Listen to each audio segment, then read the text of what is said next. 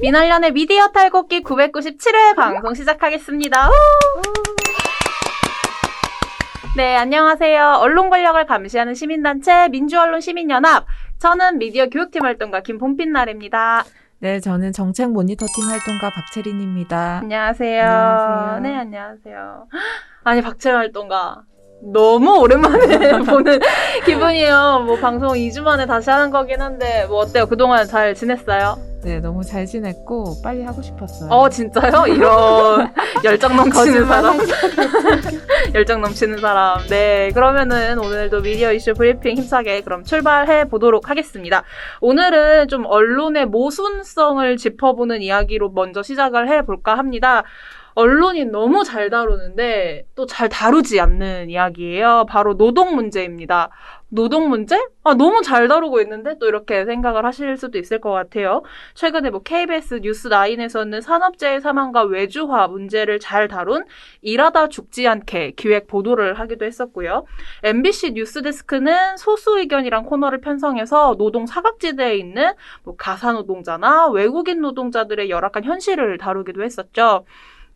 그런데 막상 좀 언론이 침묵하고 있는 노동이 하나 있습니다.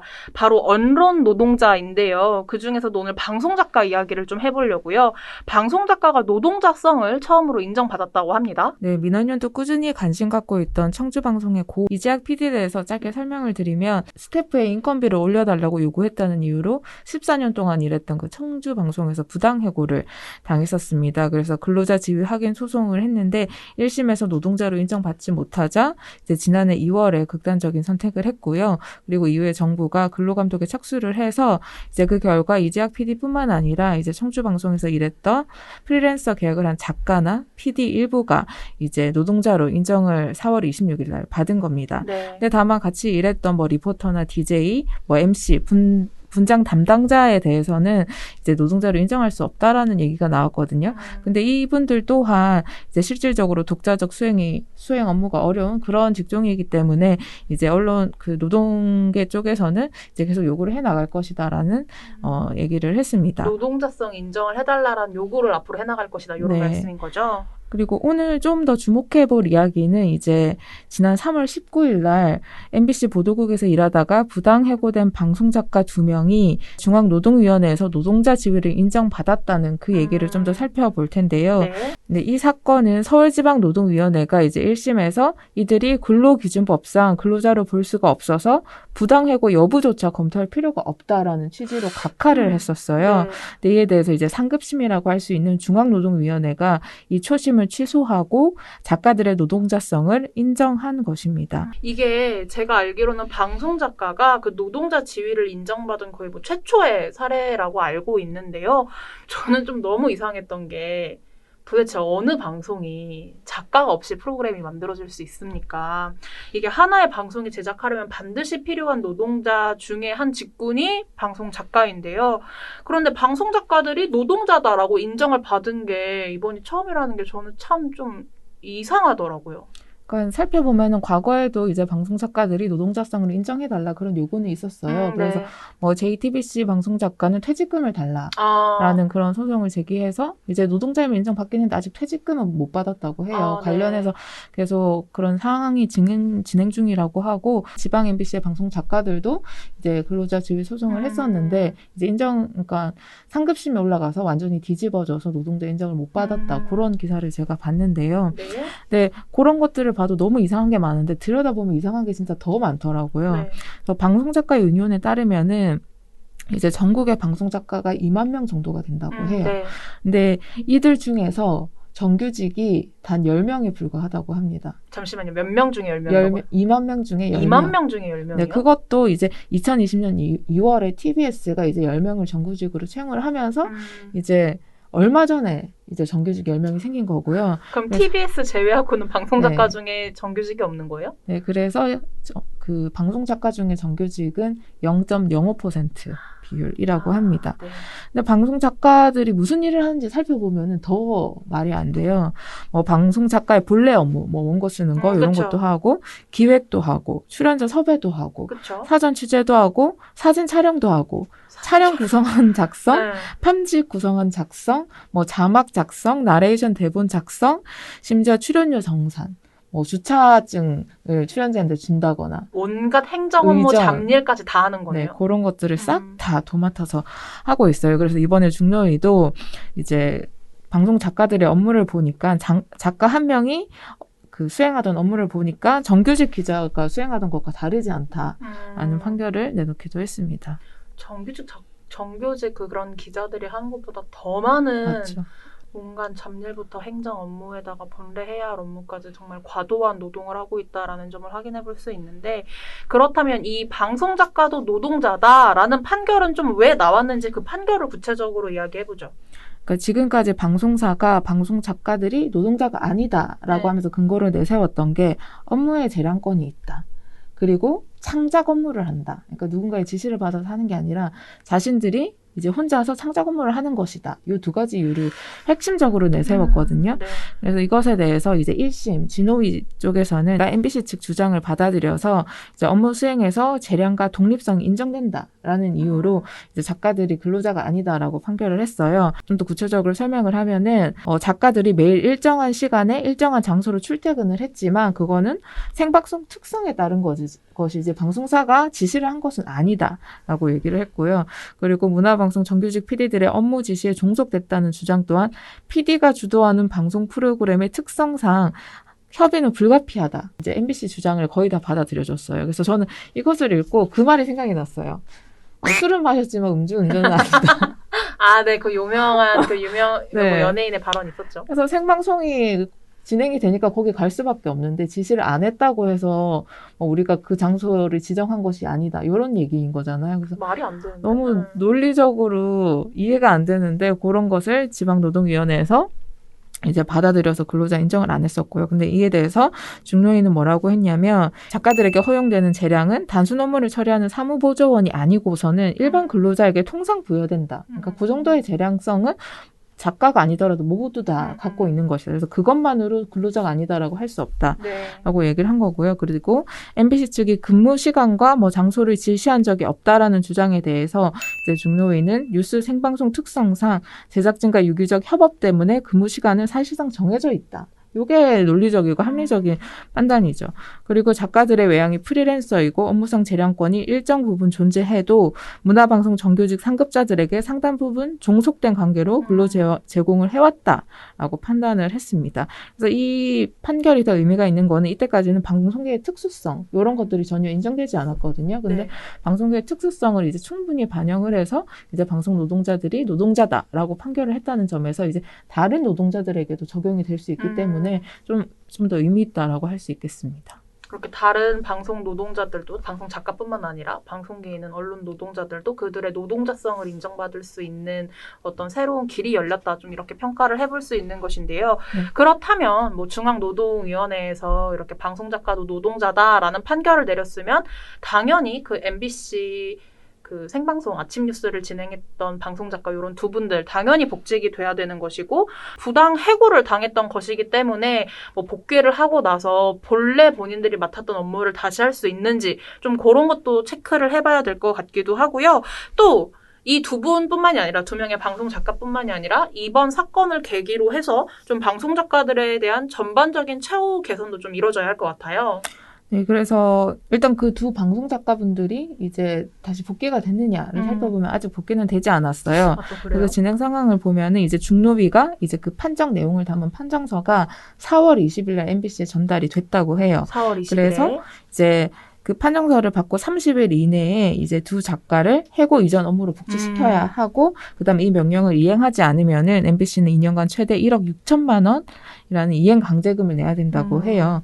그래서 이와 관련해서 뭐 행정소송을 제기할 수도 있다고는 합니다. 네. 근데 이제 언론에서 이제 MBC가 밝힌 내용은 아직 판정서를 검토하는 단계로 분석을 다 마친 후에야 복직 여부 등에 관해서 입장을 정할 것이다라고 밝혔다고 합니다. 지속적으로 관심을 가지고 봐야 될 것 같고요. 네. 이제 그런 판결이 나오고 나서 방송작가지부가 방송작가의 노동자성에 대해서 특별 근로감독을 실시해달라고 이제 노동청에 청원을 했어요. 그래서 실제로 이제 고용노동부가 지상파 3사의 보도 및 시사교양 방송작가를 대상으로 근로감독을 시행한다고 합니다.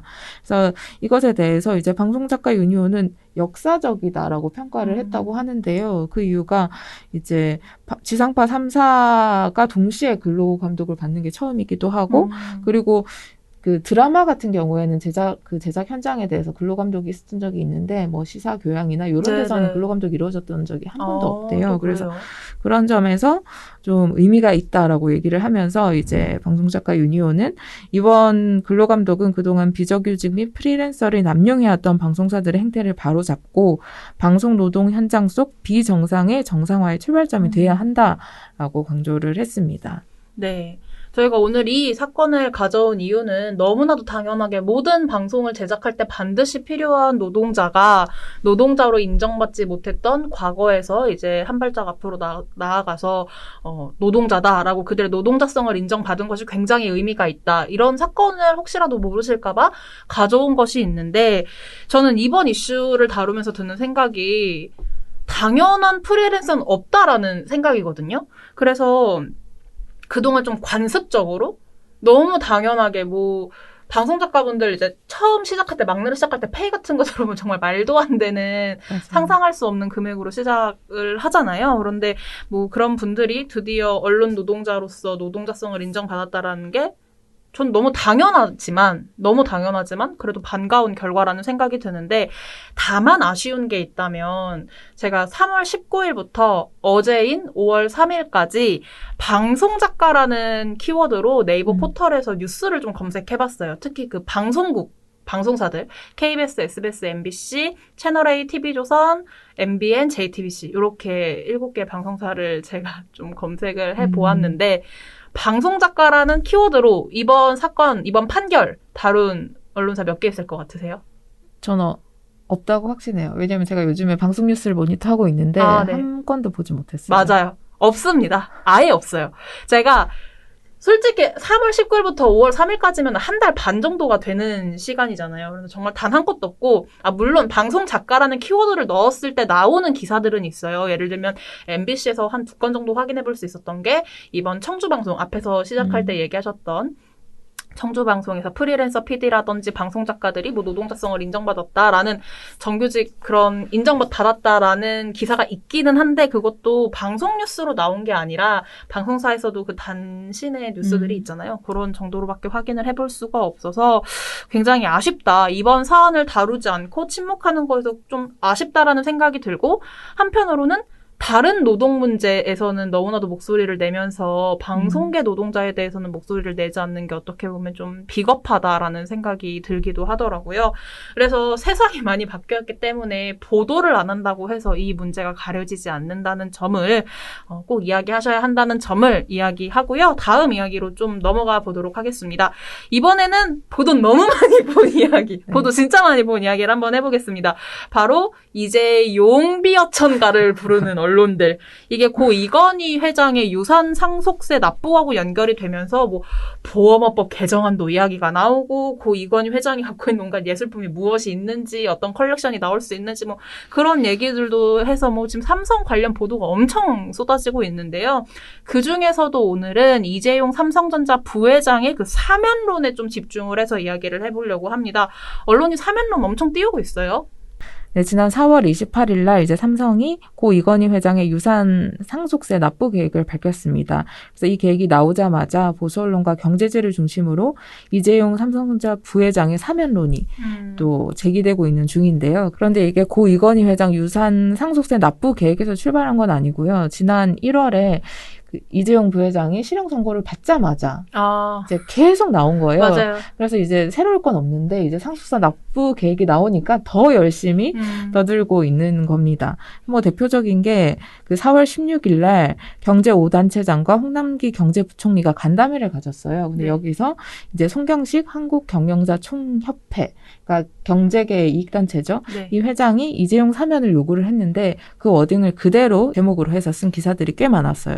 조선일보, 동아일보, 한국경제, 매일경제가 모두 해당 내용을 실었고요. 네. 서울경제 보도를 보면요. 4월 19일 날 제목을 뭐라고 썼냐면 이재용 사면에 반도체 살리고 백신 민간 외교 맡겨야 라는 제목의 기사를 썼는데요. 여기서 이제 송경식 경총 회장 인터뷰를 해서 이 부회장을 사면에 벼랑 끝에 몰린 한국 반도체 산업과 국가 경제를 살려야 한다라고 보도를 했습니다. 네. 그리고 하루 뒤에 서울경제는 또 조계종, 이재용 사면 탄원서라는 기사를 썼습니다.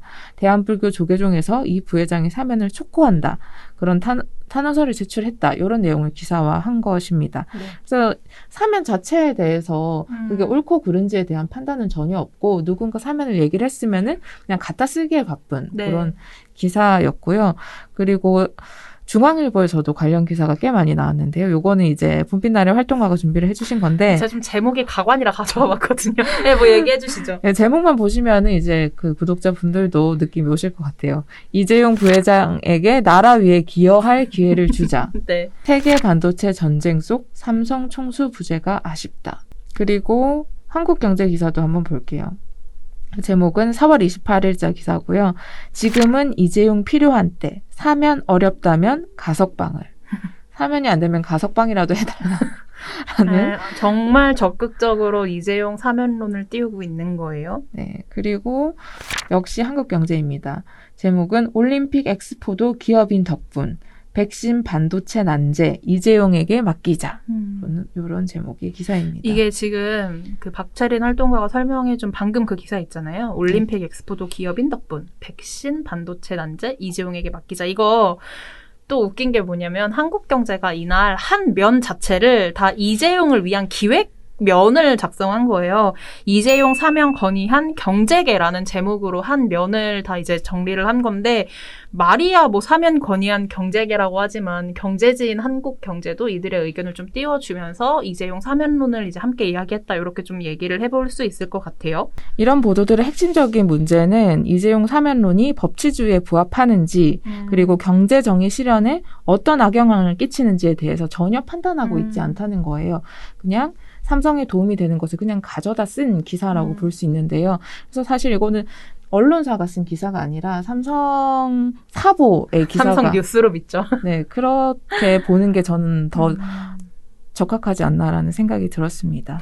네, 지금 뭐 박채린 활동가 이야기해준 내용 보면은 실은 그 4월 28일에 그 유산 상속세 납부 발표가 있었는데 기사들이 뭐 4월 18일, 19일 이렇게 상속세 계획이 나오기 전에 어디서 누군가가 이재용 사면론을 이야기하기만 하면은 바로바로 받아 쓰는 그런 모습을 좀 확인해 볼 수 있었는데요. 그런데 또 삼성의 상속세 납부 계획이 발표가 되니까 이젠 아주 노골적으로 삼성의 뭐 우호적인 이미지를 전해주면서 사면해야 한다라고 말하는 또 언론사들도 있다고 합니다. 네, 저희가 이거에 관련해서 보고서를 쓰고 있기는 한데 네. 이제 좀 더 보고서가 나오면 더 자세하게 설명해 드릴 테지만 이재용이 당연히 내야 하는 상속세를 두고 뭐 선물을 줬다. 통 큰 기부 뭐 이런 말이 있더라고요. 맞아요. 그런 것들을 하면서 뭐 세계적으로 가장 많은 상속세를 냈다라고 하면서 이제 사면론을 엄청 또 강조하기 시작을 한 거죠.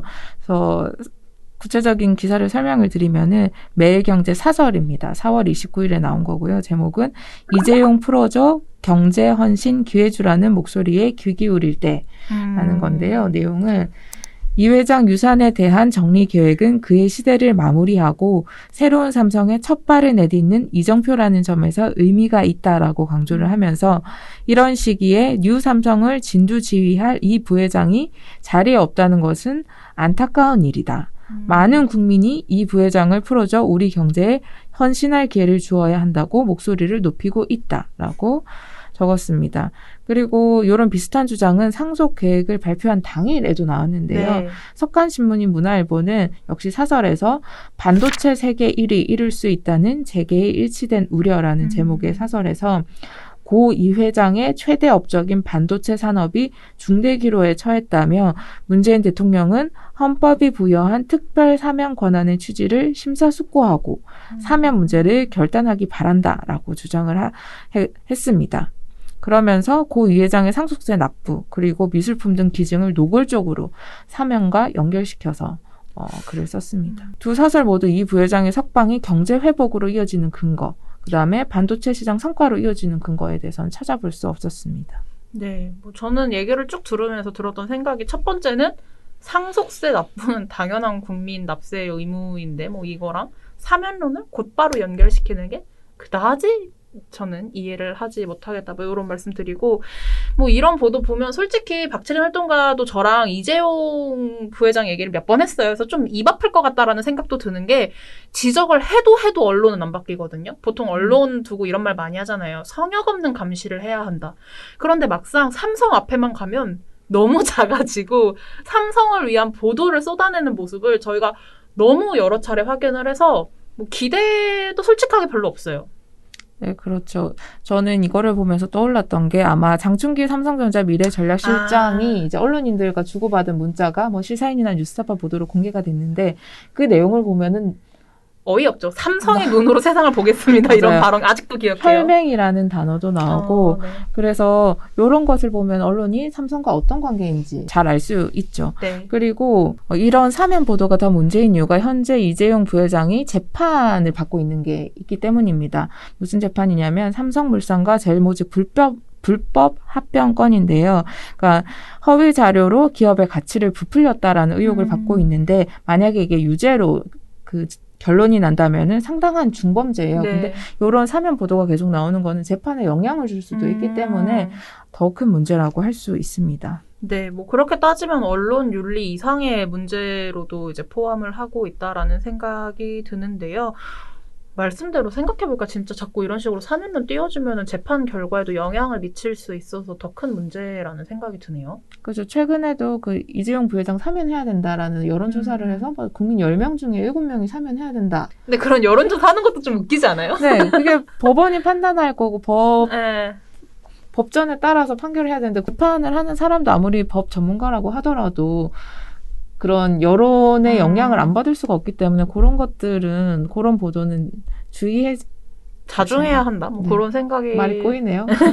왜냐하면 그냥 그런 생각이 들어요. 삼성 관련해서는 물론 굉장히 비판적인 시각으로 사실 전달을 하고 어떤 지점을 짚어줘야 하는지 보는 언론도 분명히 있어요. 분명히 네. 있고 그런 기사들 보고 저희가 팩트 체크해보고 이런 이유로 지금 이재용 부회장이 감옥에 가 있구나 뭐 이런 거 확인을 해볼 수도 있는데 근데 그거 대비해서 너무 보수 언론이나 특히 경제지들이 사면론을 띄워주는, 그러니까 말만 경제계 인사들의 말을 빌려온 것이지, 실제로는 뭐 그들의 주장을 전하는 이유가 뭐가 있겠어요? 또 그렇게 기획면을 하면서까지. 그러니까 사면론에 힘을 실어주는 것이잖아요. 근데 그런 언론들이 평소에는 법치주의를 굉장히 중요시하게 여기고 법대로 해야 한다라는 말을 많이 하는데, 삼성만 연결되면은 그런 법치주의적인 시각이 많이 사라지는 것에 대해서 저희는 좀 의아하다라고 이야기를 드리는 거고요. 실은 고 이건희 회장의 상속세 여기까지 범위를 넓히면 할 얘기 진짜 많거든요. 왜냐면 기사들 보면 알겠지만 앞서 말했던 통 큰 기부, 마지막 선물, 기부 역사를 새로 썼다. 온갖 미사여구를 덧붙여가지고 많은 지금 보도들이 나오고 있는데 상속세를 내는 거는 너무 당연한 국민의 의무란 말이죠. 그런데 이렇게 칭송하는 보도가 나올 일인지 그런 것도 좀 의아하고 하지만 물론 다른 대기업들하고 비교를 해보면 삼성이 많은 상속세를 내는 것은 사실이에요. 그래서 그런 지점에 대해서는 보도를 할 수 있다라고 저는 생각을 하는데 그러니까 그 액수 자체도 가진 재산이 많으니까 그쵸, 그 재산에 비례해서 상속세가 많은 거라서 네. 이건희 재산이 저렇게 많구나 정도를 할 수 있는데 저렇게 많은 상속세를 우리 세금으로 내다니 이런 것도 저는 좀 너무 과하지 않나 하는 생각이 들었습니다. 네. 그리고 또 이제 주목받는 것 중에 하나가 그 의료 분야에 1조 원 정도를 기부를 했잖아요. 근데 이거 기부를 약간 13년 전으로 거슬러 올라가가지고 딱 보면은 그 사건에서 출발을 하거든요. 그 비자금 사건? 그런 데서 출발한 좀 배경도 확인을 해서 이야기를 해봐야 하는 것인데 좀 그런 거를 짚는 보도를 그나마 한겨레랑 KBS 요 정도에서 저희가 확인을 해봤고 그렇게 언론들이 그런 거에는 집중하지 않아서 좀 아쉽다라는 얘기를 전하고요. 이 부분은 아까 박지은 활동가가 말한 대로 민원련 모니터 보고서로 곧 나올 예정이니까요. 저희 홈페이지나 미디어오늘, 오마이뉴스, 슬로우뉴스 이렇게 여러 매체에서 확인을 해보실 수 있다는 점 더 궁금하면 나중에 한번 확인을 해주시기를 바라고요. 마지막 이야기로 좀 넘어가 보도록 하겠습니다. 세월호 유가족을 음해하는 가짜뉴스를 보도했던 언론사에 대한 법적 판결이 나왔는데요. 좀 이 소식을 마무리로 전해보도록 하죠. 네, 인터넷 매체 뉴스플러스가 2018년 5월에 세월호 천막에서 유가족과 자원봉사자가 부적절한 행위를 했다라는 내용의 기사를 2건을 게재를 했습니다. 네. 기자 이름은 없고 언론사 명의로 작성된 기사인데요. 그 내용을 보면은 직접 목격한 자원봉사자와 인터뷰를 했다. 그래서 확인을 했다. 이런 내용이 나옵니다. 자세한 기사 내용은 저희가 소개해줄 필요는 없는 것 같아요. 네. 해당 기사가 2018년에 나온 기사인데요. 주목을 받은 거는 2020년입니다. 차명진 전 미래통합당 의원이 2020년 4월 6일 날 21대 국회의원 선거 후보 토론회에 나와가지고 네. 이 사건을 언급을 하면서 알려진 겁니다.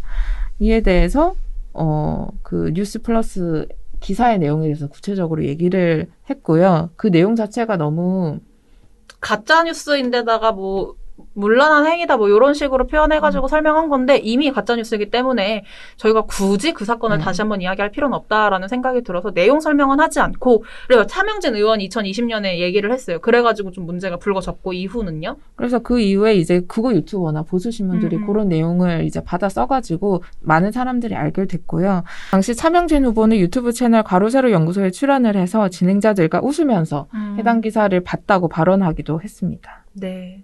저도 기억이 나요. 저는 뉴스플러스의 기사를 처음에 읽지는 않았고 그 차명진 전 의원이 이런 망언을 해가지고 이슈가 돼서 또 그 망언했다라는 내용으로 보도가 굉장히 많이 나왔잖아요. 그래서 그거를 접했던 기억이 있는데 저희가 앞서 얘기했다시피 판결이 나와서 오늘 전해드리는 거예요. 판결은 어떻게 나왔죠? 네, 재판부는 뉴스플러스가 보도한 내용이 사실과 다르고 기사에 인용된 목격자는 해당 매체와 인터뷰를 한 사실조차 없다라고 판단을 했습니다. 네. 뉴스플러스는 재판에서 국민의 알 권리를 위한 것으로 위법이 아니다라는 취지로 항변을 했지만 재판부는 역시 기사의 핵심적인 내용이 허위이고 이에 대한 충분한 취재를 했다고 보기 어려우며 위 보도로 인해 원고들이 입은 피해 정도에 비해 기사 내용 자체의 급박성이나 공익성을 인정하기도 어렵다며 받아들이지 않았습니다. 법원은 뉴스플러스사 누리집의 정정 보도를 게시하라고도 명했고요. 그리고 손해배상 청구 소송에서 총 3천만 원을 지급하라라고 판결을 했습니다. 네, 저희가 이렇게 오늘 가짜뉴스이면서 그것을 법원에서 인정해서 3천만 원의 배상 판결이 나와서 오늘 이야기를 전해드렸는데 이게 가짜뉴스이자 그 세월호 유가족들과 그 자원봉사자들의 어떤 명예를 심각하게 훼손한 보도이기 때문에 너무 당연한 판결이에요. 그렇게 배상 판결이 나오는 게 너무 당연하다는 생각은 드는데 한편으로는 뉴스플러스는 2018년에 보도를 했고 그리고 차명진 전 의원이 2020년에 이거에 대해서 발언을 하면서 굉장히 큰 사회적 어떤 이슈가 됐는데 이 판결이 2021년에 나온 거란 말이에요. 그러면은 그 기간 동안 세월호 유가족과 그 자원봉사자분들 이런 분들이 얼마나 수많은 모욕적인 상황을 겪었겠어요. 앞에서 말했다시피 극우 유튜브 채널에서 이게 진실인 양 사실을 전하기도 하고 웃고 떠들면서 이야기를 하고 그랬던 거를 생각해보면 정말 무엇이 진실인지 중요하지 않은 채로 일단 그냥 이런 거 하나 의혹 제기만 되더라도 조롱의 대상이 됐다. 좀 이런 생각이 들더라고요. 네, 그래서 제가 뉴스플러스의 입장이 좀 궁금해서 오늘 방송 들어오기 전에 들어가 봤더니 항소하겠다라고 얘기를 해놓고 전혀 뭔가 반성의 기미가 전혀 보이지 않더라고요. 그래서 이 부분은 좀 더 계속 살펴봐야 될 것 같아요. 그래요? 그럼 배상 판결 나고 이제 띠끝 이게 아니라 또 그쪽에서 항소를 하겠다라고 말한 입장이에요? 네, 그래서 내용을 보면은 뭔가 사실에 맞지 않는 또 다른 주장을 또 만들어내고 있는 듯한 아. 느낌이 많이 들었어요. 그래서 이 향후에 이제 재판 과정이 어떻게 되는지, 뭔가 일법백계에 되는지 좀 더 살펴봐야 할 것 같고요. 네. 그리고 이제 이번 달부터 세월호 참사 진상규명 특검이 시작이 됩니다. 네. CCTV 데이터 조작 의혹 등에 대해서 조사가 되는데 이제 7년이 지났잖아요. 네. 이제는 좀 의혹이 좀 완벽하게 해소가 되면 좋겠습니다. 네, 오늘 이렇게 세 가지의 이야기를 모두 다 전해드렸는데요. 아, 이건 또 몰랐어요. 저는 배상 판결 나와가지고 이제 진짜 땅땅땅 끝났다고 생각했는데 네. 뉴스플러스에서 항소를 한다고 하는 이런 충격적인 이야기까지 전해들었네요. 네, 오늘 세 개의 이야기 이렇게 마무리를 해보도록 하고요. 저희가 뭐 반드시 알고 넘어가야 할 그런 이슈들에 대해서 전해드리는 이야기인데 오늘 좀 추가로 얘기를 해드릴 게 있다면 이렇게 박채린 활동가가 월요일마다 너무 고생을 했잖아요. 월요일만 고생을 하는 게 아니라 주말에도 저하고 계속 소통을 하면서 자료조사하고 이런 아이템은 어떠냐 이렇게 해서 진행을 했는데 시원섭섭하게도 저희 미디어 이슈 브리핑이 오늘을 마지막으로 해서 좀 한동안 저희 미디어 탈곡기가 다른 방향으로 이제 방송을 준비를 해보려고 하거든요. 그래서 오늘 박채린 활동가 미디어 이슈 브리핑 마지막 시간이에요. 제가 늘 봄빛날의 활동가랑 약간 급박하게 준비한 측면이 있어서 이제 보시는 분들한테 좀 부족하게 전달되는 게 아닌가 하는 그런 아쉬움이 마음에 있죠. 늘 약간 마음이 불편했었거든요. 시간이 좀 더 많거나 하면 좀 더 준비를 할 수 있는데 그래서 그런 부분에 대해서 구독자분들이 양해를 좀 해주셨으면 좋겠고 이제 다음 방송되는 그런 콘텐츠에도 관심을 많이 가셔주시면 감사하겠습니다. 네, 아유 감사합니다. 또 우리 다음 콘텐츠 좀 이따 돌아올 거긴 한데 그거 내용은 스포니까 또 다른 데서 혹시라도 저희 거 뺏어가면 안 되니까 말은 하지 않겠지만 너무 고생이 많았어요. 어때요? 이제 미디어 이슈 브리핑을 저랑 거의 한 6개월은 좀 오가고 그렇게 오래 했나요? 진짜 오래 했더라고요. 제가 확인을 해보니까 어때요? 저 처음 했던 아이템 기억나요? 저랑 처음 했던 아이템? 전 기억이 나거든요. 그거 아닌가요? 무슨 중국집 얘기 나오는 거. 그거 아니에요. 그거 아니고 저희 처음 했던 얘기 사재기 가짜뉴스 만들어가지고 마트에서 물건 몇 개 빠졌다고 사재기가 벌어지고 있다. 요런 그런 거 얘기 같이 했었을 때예요. 그때는 뭔가 한두 번 하고 안 할 줄 알았는데 오래 했죠. 네, 저희 또 이제 많은 지점에서 민원련이 변화를 모색하고 있다 보니까 좋은 거라고 전 생각해요. 왜냐면은 시민의 눈에서 좀 같이 알고 넘어가야 할 뉴스들에 대해서 이제 또 언론이 그렇게 중요하게 안 다루는 이야기를 저희만큼은 좀 짚고 넘어가야겠다 해가지고 이야기를 좀 많이 하기도 했는데 박채린 활동가 덕분에 저희가 딥하게 들어가진 않더라도 이런 거 있으니 체크해보세요라고 말씀해 드릴 수 있는 그런 시간을 가져서 제작자 입장에서는 기획자 입장에서는 유의미했다. 저도 좋았습니다. 보고서를 쓰다 보면은 사실 일주일에 많아야 한두 개를 쓰기 때문에 모든 이슈에 대해서 약간 살펴보기가 쉽지 않거든요. 근데 요거를 하다 보니까 놓칠 수도 있었던 하지만 중요한 것들을 저도 이 코너가 있어서 저도 살펴볼 수 있어서 저 개인적으로도 공부가 많이 된 것 같아요. 그래요? 감사합니다. 봄빛날의 활동가도 너무 많이 도와주셔서 제가 늘 마주치면 좀 미안한 마음이 있었어요. 그래요? 괜찮아요. 자료 조사를 사실 봄빛날의 활동가가 엄청 열심히 많이 해주셨거든요. 제가 거의 다 얘기를 하고 있지만 그래서 약간 저희 엄마는 저한테 그러는 거예요. 야, 넌 왜 하나도 몰라? 이러는데 나도 알아. 나도 아는데 나도 좀 알고 있는데 저보다 더 잘 알아요. 그건 아니고 질문자 입장이다 보니까 이렇게 또 웃으면서 마무리 모르고 질문하신 거 절대 아닙니다. 저 멍청해 보일까 봐. 또 얼굴이 새빨개지네. 네, 그렇습니다. 여튼 저희 그렇다고 박채린 활동가랑 앞으로 방송을 전혀 안 할 것은 아니고 또 계속 진행도 하니까요. 아쉬워하지 마시고 네, 저희 앞으로의 미디어 탈곡기도 많은 시청을 부탁드리면서 오늘 미디어 이슈 브리핑 이렇게 끝내보도록 하겠습니다. 민활련의 미디어 탈곡기는 내일도 열심히 털어드리겠습니다. 탈탈탈 안녕.